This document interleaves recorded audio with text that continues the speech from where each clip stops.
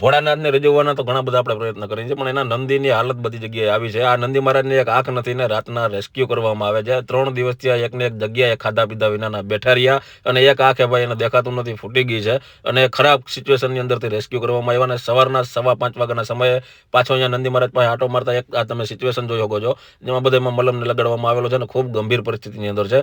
બીજા દિવસે સવારે રોડના કાંઠે જ એક નંદી મહારાજને કોઈ વાહન વાળાએ અડાડી દીધી હશે, જે નંદી મહારાજ એ ઊંડી નાલીમાં ગરી ગયા અને જેસીબીની મદદ સિવાય નીકળે એમ નહોતા. અને આપણે પહોંચીએ છીએ ભાઈ ગાડી સાથે એ જગ્યા ઉપર, અને આ જગ્યા એ છે જેમાં નંદી મહારાજ પડી ગયા હતા. ઘણી બધી મહેનત બાદ ભાઈ બધા મિત્રોને બધા વડીલોની મદદથી નંદી મહારાજને અંતે રેસ્ક્યુ કરી અને આપણી ગાડીમાં ચડાવવામાં આવે છે. અને નંદી મહારાજનો વેઇટ આપણે કહી શકીએ કે 800 થી 900 કિલો આસપાસ તો હશે જ. નંદી મહારાજને રેસ્ક્યુ કરી ગાડીમાં મૂકવામાં આવે છે અને ગાડીમાં પણ એ હમાતા નથી, કારણ કે આ કોઈ ઘરઘરાવ નંદી મહારાજ જોતા લાગે છે અને ખાધલ પીધલ લાગે છે, અને હવે જરૂર પૂરી થતા એને છોડી દેવામાં આવ્યો એવું પણ લાગે છે. પણ આપણે એ વસ્તુની ખબર નથી, પણ ઉપરવાળો તો બધું જોવે જ છે. એટલે પછી ફાઇનલી નંદી મહારાજે બધા ગાડીના પાટિયાને વાળીને નોખું કરી નાખ્યું રસ્તામાં, અને ધીમે ધીમે આપણે નંદી મહારાજને પહોંચાડીએ છીએ આશ્રમે. આ બીજા નંદી મહારાજ છે જેને ભાઈ રાતના રેસ્ક્યુ કરીને લઈ આવ્યા, તમે શરૂઆતમાં જોયા હશે. એટલી વારમાં આપણી ગાડી આવી જાય છે અને ગાડીની આ બાજુની સાઈડથી તમે જોજો તો ઇંગલ ને પતરું ને પાટિયા ને બધું નોખું છે, એટલે આપણે બધું પાછું બનાવવું જોઈએ. ફાઇનલી જેસીબી પાછળ જતું, એટલે બધા જેટલા પણ મિત્રો આમાં હેલ્પમાં ભાઈ આપણો સહયોગ આપ્યો છે, બધાને દિલથી ધન્યવાદ.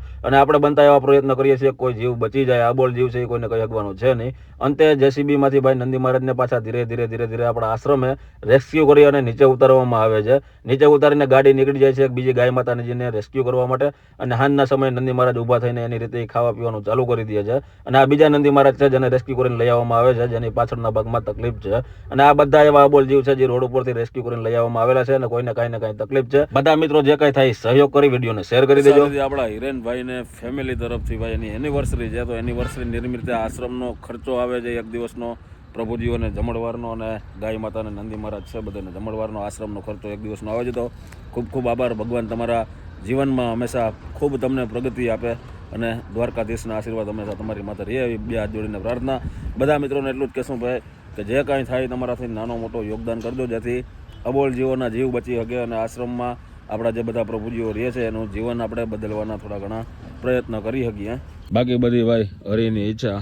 ખાસ કરીને વિડીયોને શેર કરજો, જે કાંઈ થાય એ સહયોગ આપજો. અને આ જો અત્યારમાં અમારો માથા ભાઈ રે શખ્સ છે ને ઠેકડા મારે છે, બે તડકે બેઠા છે. એ જીવને તડકામાં કાઢીએ થોડીક વાર એટલે એને થોડું ઘણું સારું રહે. ચાલો મળીએ પાર્ટ 2 ની અંદર. તમારું કામ છે વિડીયોને ભાઈ શેર કરવાનું અને જે કાંઈ થાય નાનો મોટો સહયોગ આપવાનો. જય દ્વારિકાધીશ.